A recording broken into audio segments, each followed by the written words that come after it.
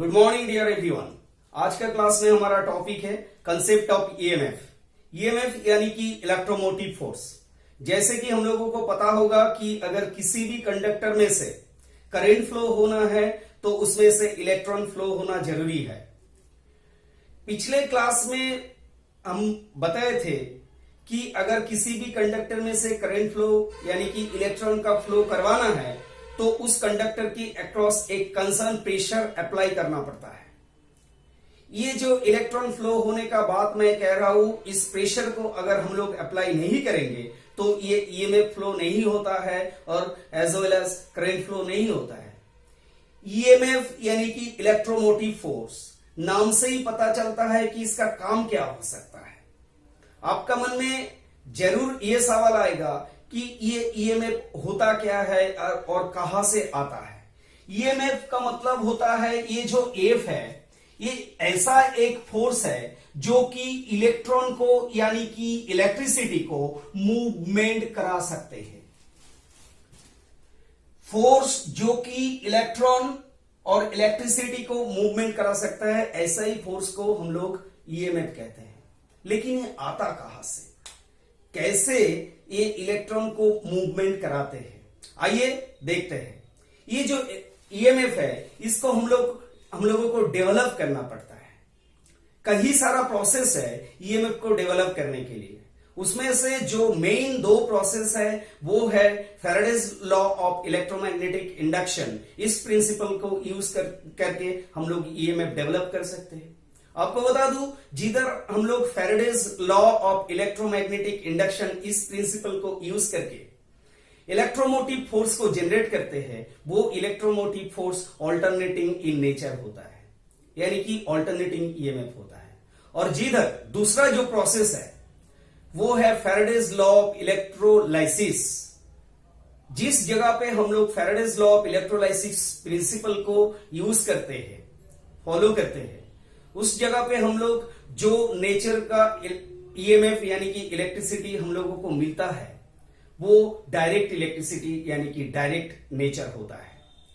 तो आइए चलिए देखते हैं ये ईएमएफ कैसे प्रोड्यूस होता है और किसको हम लोग ईएमएफ कह सकते हैं और क्यों ये इलेक्ट्रिक सर्किट में और एक कंडक्टर में से इलेक्ट्रॉन का फ्लो करवा सकते हैं।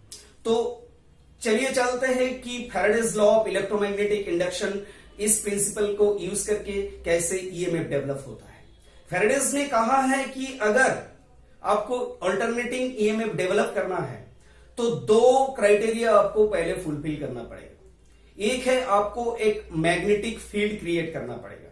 जैसे कि उन्होंने दिखाया, मान लीजिए कि ये एक मैग्नेटिक फील्ड जोन है, यानी कि ये एक नॉर्थ पोल है। सपोज दैट ये एक नॉर्थ पोल है और ये एक साउथ पोल है।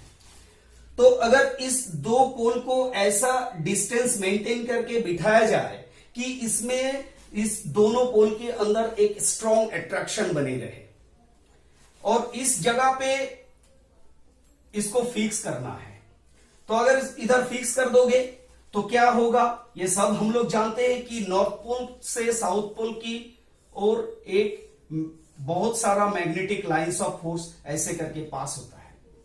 असल में ये जो जगह है ये देखने में एयर गैप है, लेकिन ये जगह प्रैक्टिकली ये एक मैग्नेटिक फील्ड है।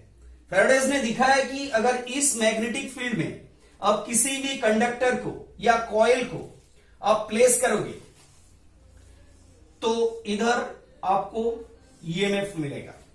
क्यों मिलेगा? उन्होंने दिखाया कि अगर किसी भी, मान लीजिए ये ए बी कंडक्टर है, this side A B and this side C D, तो इधर दो कंडक्टर बिठाया गया है। तो इस दो कंडक्टर में अभी क्या होने वाला है, ये जो magnetic lines of force passes from north pole to south pole is linking by the conductor A B and C D, conductor A B and C D. तो ये जो फ्लक्स लिंक करेगा, A B and C D जो flux link करेगा, इसके वजह से A B में और सी डी में ईएमएफ जनरेट हो जाएगा। उन्होंने ऐसा ही बताया। लेकिन फिर भी एक क्राइटेरिया है, वो क्या है, ये ए बी और सी डी अगर constant magnetic lines of force link करेगा तो इसमें ईएमएफ जनरेट नहीं होगा।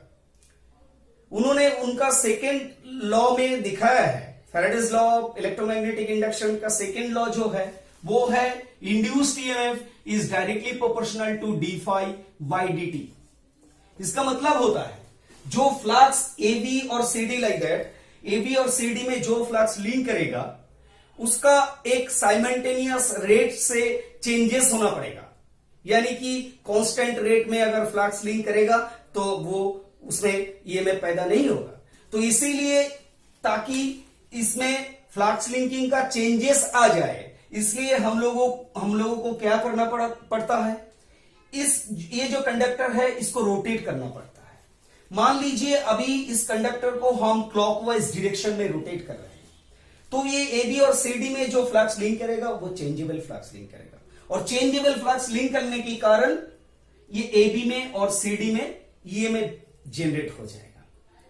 ये जो ए बी में जो ईएमएफ जनरेट हो जाएगा उसका एक पोलरिटी रहेगा।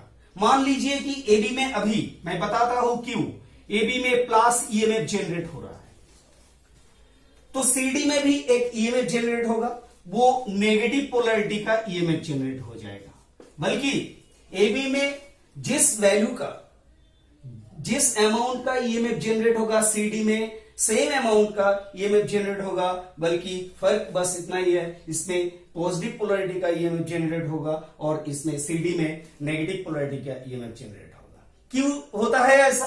क्योंकि आप अगर ये कॉमन मैग्नेटिक फील्ड में इसको रखोगे तो ए बी में जितना अमाउंट ऑफ फ्लक्स लिंक करेगा उतना अमाउंट फ्लक्स लिंक करेगा सी डी में भी, तो same amount of EMF generate हो जाएगा क्योंकि फ्लक्स लिंकिंग सेम है। लेकिन ये ऑपोजिट पोलरिटी क्यों होता है? क्योंकि अभी इसको हम क्लॉकवाइज डायरेक्शन में रोटेट करवा रहे हैं, तो क्लॉकवाइज डायरेक्शन में अगर रोटेट करवाए तो ए बी जो डायरेक्शन होगा, मूवमेंट का जो डायरेक्शन होगा, ए बी ऊपर आएगा और सी डी नीचे की ओर जाएगा। तो एक कॉमन मैग्नेटिक फील्ड में दो अलग अलग conductor same amount of flux link कर रहा है और उसका जो डायरेक्शन है वो ऑपोजिट है, ऊपर आ रहा है और वो नीचे जा रहा है। इसीलिए इसमें जो ईएमएफ जनरेट होगा उसका ऑपोजिट पोलरिटी का ईएमएफ सीडी में जनरेट होता है, बल्कि इसका अमाउंट सेम होता है, एक पॉजिटिव होता है और एक नेगेटिव होता है। अभी मान लीजिए कि एबी कंडक्टर में प्लस 5 वोल्ट ईएमएफ जनरेट हुआ, तो सीडी कंडक्टर में भी 5 वोल्ट ही ईएमएफ जनरेट होगा, बल्कि ये नेगेटिव होगा। तो सीडी का जो टर्मिनल है वो है ये और एबी का जो टर्मिनल है वो है ये। अगर इस दोनों में अब पोटेंशियल कितना, दोनों में कुल मिलाकर कितना पोटेंशियल है ये आप मेजर करोगे, तो हम लोग जो मेजर करते हैं वो है पोटेंशियल का डिफरेंस मेजर करते हैं, पोटेंशियल का डिफरेंस मेजर करते हैं। तो अगर पोटेंशियल का डिफरेंस मेजर करोगे तो उसके लिए आप एक वोल्ट मीटर कनेक्ट करोगे अक्रॉस द टू टर्मिनल। अगर वोल्ट मीटर को कनेक्ट करोगे तो आपका वैल्यू क्या आएगा, एक का वैल्यू है +5 वोल्ट और एक का वैल्यू है -5 वोल्ट। तो इसको अगर डिफरेंस मेजर करोगे तो मिडिल में माइनस लिखोगे तो आ जाएगा 10 वोल्ट, +10 वोल्ट। तो ये वोल्ट मीटर आपको 10 वोल्ट शो करेगा। अभी जो ये 5 वोल्ट जो है और ये -5 वोल्ट जो है, असल में ये क्या है बताता हूं, ध्यान से देखिएगा कि ये जो ऑल्टरनेटिंग फ्लक्स इधर लिंक कर रहा है, मान लीजिए AB को लिंक कर रहा है, तो AB में होता क्या है, अगर AB प्लस साइन का ईएमएफ जनरेट करेगा तो AB में से, AB जो कंडक्टर है इसमें से इलेक्ट्रॉन रिमूव होता है, इसमें से इलेक्ट्रॉन रिमूव होता है। अगर इसमें से इलेक्ट्रॉन रिमूव हो जाएगा, जैसे कि पिछले क्लास में बताया गया है इसके बारे में, अगर इस मार्कर पेन से आप इलेक्ट्रॉन विथड्रॉ कर लोगे, इलेक्ट्रॉन को रिमूव कर लोगे, कुछ अमाउंट ऑफ इलेक्ट्रॉन का अगर रिमूव कर लोगे तो क्या होगा, ये मार्कर पॉजिटिव चार्ज बॉडी हो जाएगा, इसको आप छू भी नहीं सकोगे, तो ये पॉजिटिव चार्ज अटेन करेगा। अगर रिमूव ना करके इसको आप इलेक्ट्रॉन पुश कर दोगे, कुछ इलेक्ट्रॉन एक्स्ट्रा इसमें डाल दोगे, तो ये क्या हो जाएगा, इलेक्ट्रॉन नंबर ज्यादा हो जाएगा। इलेक्ट्रॉन नंबर ज्यादा होने के कारण ये बॉडी नेगेटिव चार्ज हो जाएगा, तो तब भी आप इसको छू नहीं सकोगे।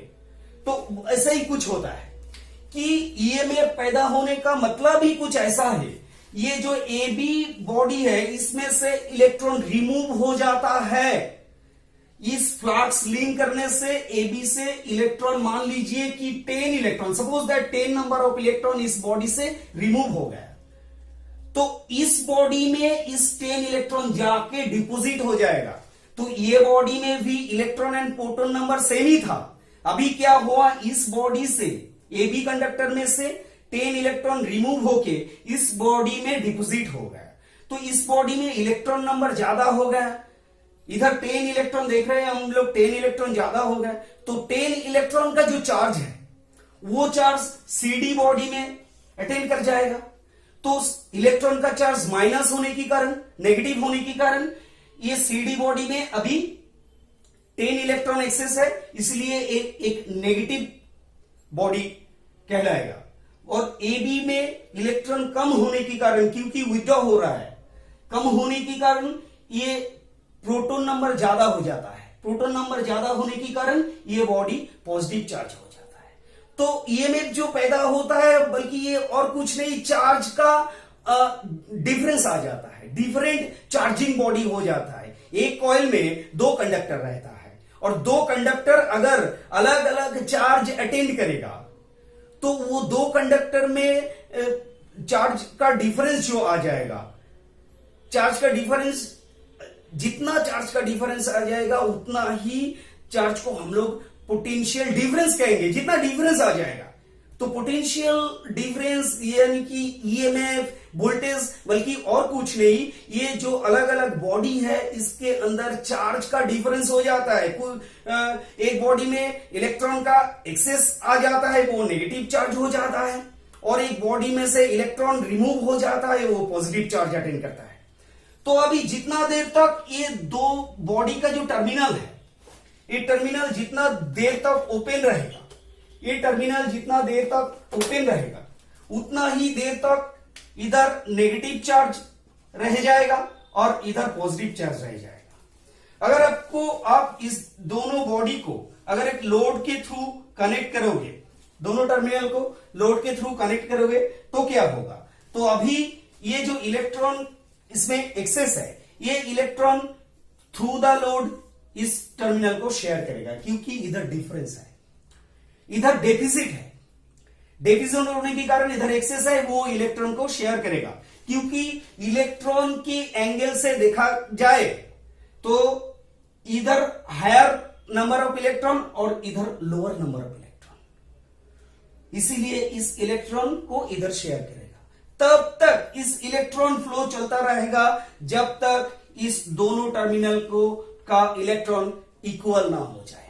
अगर एक बार दोनों टर्मिनल का इलेक्ट्रॉन नंबर इक्वल हो जाएगा तो वो इलेक्ट्रॉन फ्लो होना बंद हो जाएगा, यानी कि करंट फ्लो होना भी बंद हो जाएगा। जैसे कि आप लोगों को बताया गया कि इलेक्ट्रॉन जिस डायरेक्शन में फ्लो होता है उसके ऑपोजिट डायरेक्शन में, यानी कि दिस डायरेक्शन में कन्वेंशनल करंट फ्लो होता है। कन्वेंशनल करंट जो फ्लो होता है वो एक्चुअली असल में फ्लो नहीं होता है, बल्कि वो प्रोटॉन का ड्रिफ्टिंग होता है। प्रोटॉन का ड्रिफ्टिंग होता है, इसलिए हम लोगों को कुछ ऐसा दिखाई देता है कि कन्वेंशनल करंट इस डायरेक्शन में फ्लो हो रहा है, लेकिन वो प्रोटॉन का ड्रिफ्टिंग होता है। अभी ये जो ईएमएफ है, आपको पता चल गया होगा कि ईएमएफ क्या होता है, चार्ज का अंतर होता है। इस ईएमएफ को आप कैसे मेजर करोगे, कैसे इसको कैलकुलेट करोगे? तो कैलकुलेट करना है तो कहा जाता है कि मान लीजिए कि ये एक इलेक्ट्रिकल लोड है, तो इसके अक्रॉस में जो ईएमएफ आपको मिल रहा है उसको अगर अप्लाई करोगे तो ये ईएमएफ आपको मिल रहा है, तो इसका वैल्यू कितना है इसको आप डिटरमाइन करोगे।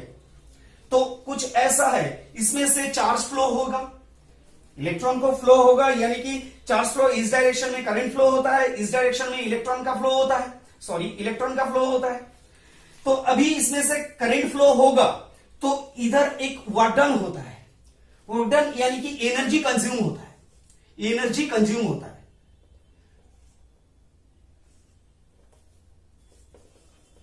एनर्जी कंज्यूम होता है। लेकिन आपको बता दूं कि ये जो एक सोर्स है, इस सोर्स में से जितना एनर्जी डिलीवर होता है लोड में, उतना ही एनर्जी लोड में कंज्यूम नहीं होता है।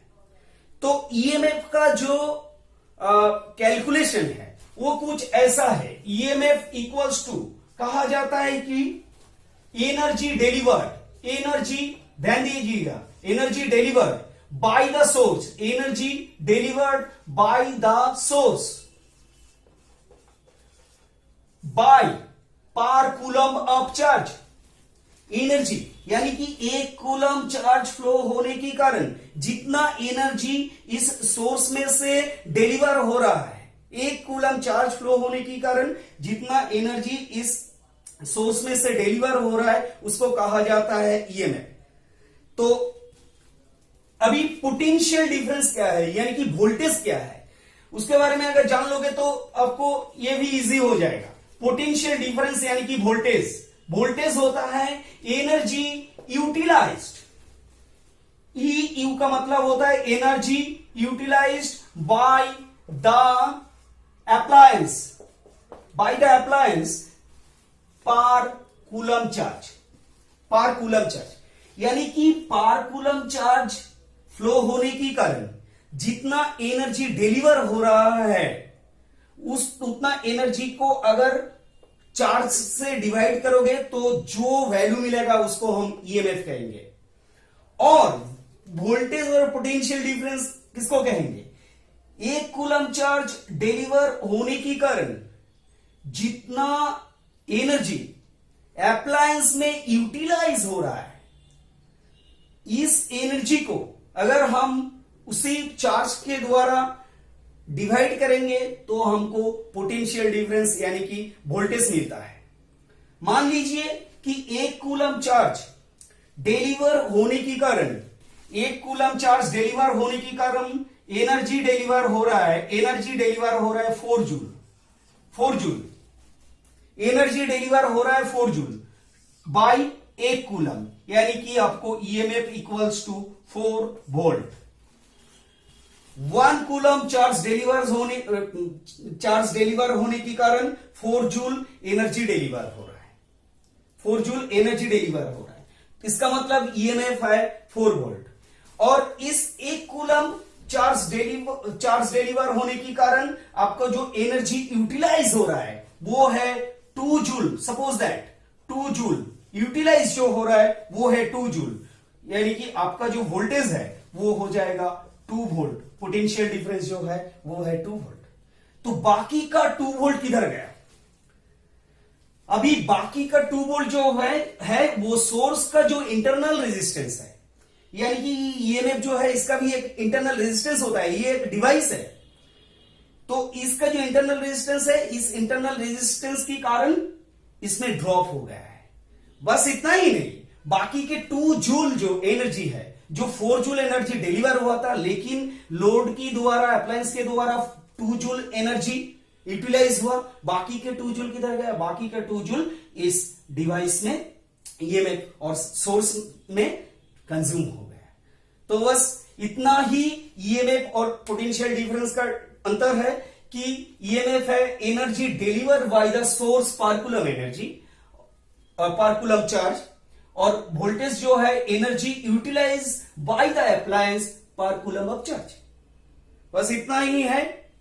अगले क्लास में हम आएंगे रेजिस्टेंस, पावर, ये सारी इंफॉर्मेशन लेके। और मेरे को आशा है कि आप इस वीडियो को बार बार देखेंगे तो ईएमएफ के बारे में आपका जो कंफ्यूजन है वो क्लियर हो जाएगा। तब तक के लिए हमारा साथ जुड़ा रहे, और आज का इस वीडियो देखने के लिए आप लोगों को बहुत बहुत शुक्रिया। Thank you so much.